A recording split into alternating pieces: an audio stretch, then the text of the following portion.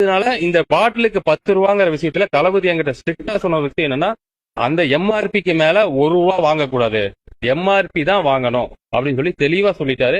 அதோட அந்த அடிப்படையில தான் நானும் சொல்லியிருக்கேன், பாட்டிலுக்கு 10 ரூபான்னு எச்சா வாங்கக்கூடாதுன்னு சொல்லியிருக்கோம். ஆனா இதுல ஒரு சட்ட சிக்கல் என்னவா இருக்கு அப்படின்னு சொன்னா, கோர்ட்டோட ஒரு டைரக்ஷன் இருக்கு, அது எல்லாருக்குமே தெரியும். அந்த கோர்ட் என்ன சொல்றாங்கன்னா, நீங்க அந்த பாட்டில் குடிக்கிறவங்க அந்த பாட்டில வெளியே போட்டுட்டு போயிடுறாங்க.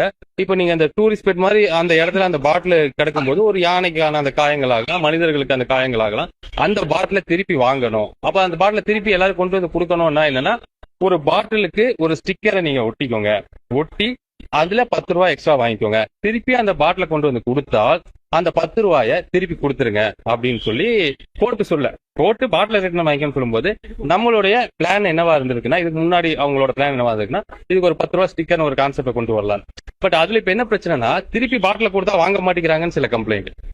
இது இந்த கடையில வாங்கல, அந்த கடையில வாங்கினா எங்க 10 ரூபா நோட்டு இல்ல இதெல்லாம் டக்குனு. இது ஒன் நைட் கேம் கிடையாது, ஒன் டே கேம் கிடையாது. இது எல்லாம் சேஞ்ச் பண்ணணும்னா இது ஒரு லாங் டைம் ப்ராசஸ்.